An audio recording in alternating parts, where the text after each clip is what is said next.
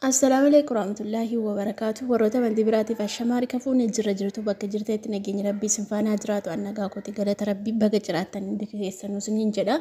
Akkasumas warroonni laayikii sabskraabii hin goone laayikii sabskraabii godhaa warroonni laayikii sabskraabii goota immoo galatooma ulfaadhaa galanni keessan bilisummaa ta'u baay'ee sin jaalladha baay'ee sin kabaja. Ulfaadhaa siniin jedha akkasumas sumayyaan viidiyoo gadhiistee turte sila guyyaa natti fakkaate.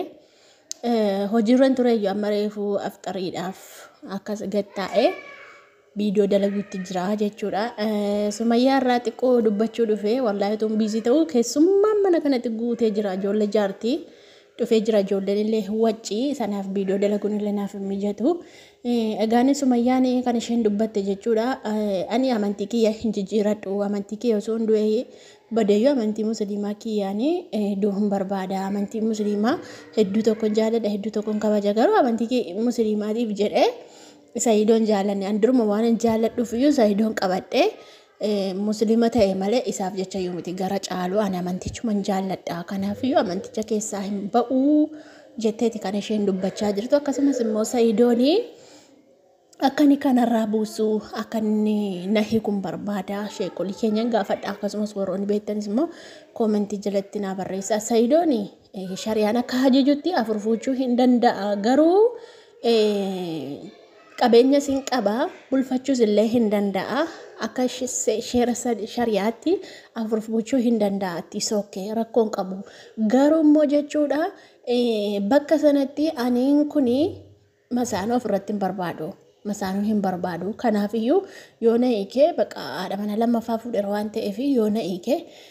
akka barbaadetti fuudhee ana waan na galchuu qabu waan na ilaallatu qabu kanaaf iyyuu sheekolii keenyaan gaafadha jette sheek riyaadiin gaafadhu akkasumas immoo shee amiinii biroos hin jira sheekoliin keenya gurguddaan hin jira gambeetti Sumayyaanii warra akkasii gaafachuu hin dandeessi ani isa kana hin beekuu hin danda'ama. Jechuun otuunni gargaaru otuunni dafqa isaarratti xuruurfatee otuunni baqa gammachiisu jechuudha yoo na hiiki jetteeni lafuma akkaatee otuunni jaallatu na hiiki jetteeni waan danda'amu kutin wanti wayii kisaartu wayillee wanta ubbaaftu wayii qabde natti fakkaataan hin beeku dhugaa rabbii kanaafuu waan danda'amu miti waan kiistu wayii hin jira yoo fayyaa abbaa nagaa lafa kaatee hiitte waan kiistu wayii hin jira natti fakkaate. Nan irraanfadhe dhugaa rabbii duraallee sirriitti nan hordofan ture waan akkasii nan irraanfadhe kanaaf isaaniiyyuu sheekoliin keenya iyyuu itti immoo malee Saidoon barbaadu ani masaanuun barbaadu ani masaanuu hin jaalladhu jettee malee hiikuun barbaada ani isaa jiraachuun barbaadu dammoo ani gootummaan sanatti tolee jira leenca ta'uun sanatti tolee na gammachiisee jira inni anaaf jecha biyya isaarraa ba'ee iddoo adda addaa Yamaniis dhaqee amma immoo bakka hin sodaatamne keessa biyya baay'ee sodaatamaa ani iyyuu keessatti dhaladheetti guddadhe iyyuu sodaachaa dhufe keessa dhufee jettee akka inni deebi'u ani achi hin jiru achi deemee jira ani viidiyoo yoo waraabe guyyaa tokko har'a yoo waraabe har'a gadi dhiisiidit godhee waa meeqa godheetanii viidiyoo gadhiise malee inni immoo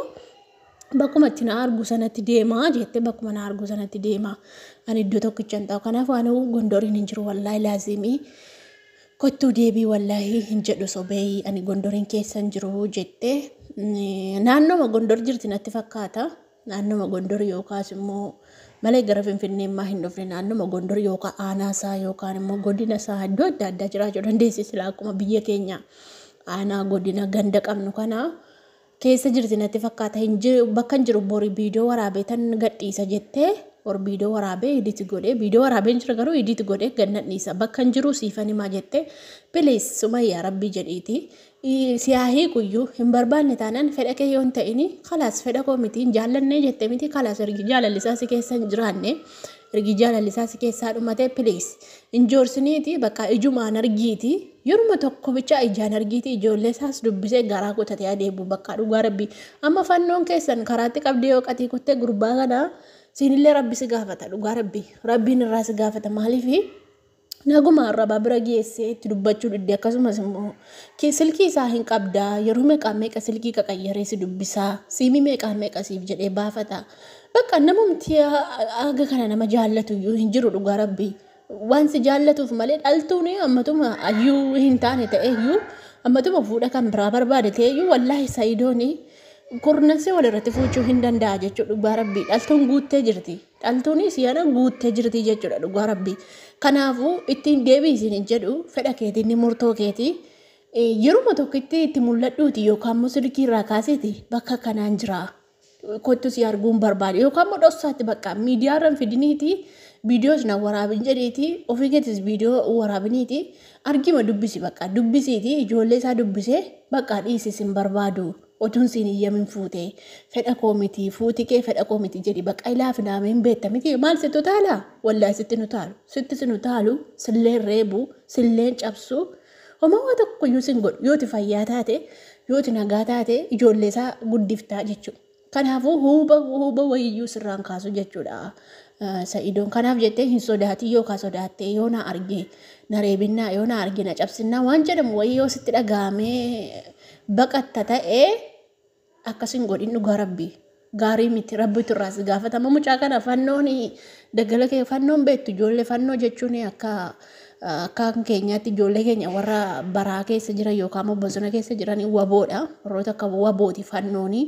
isaan amma qabatanii yennaani wallaahi gadi dhiisan. Birrillee kaleessa na gaafatanii jiru rakkoo cimaa keessa jiradhe kaleessa viidiyoo dalagee ture isaa iddoon argitanii jirtu. Kun hundaa jaalala ishee qabuu fi jaalala ijoollee isaatiiti. Ijoolleef jettee wanti hin ta'iin hin jiru dhugaa rabbi ijoollee baay'een amma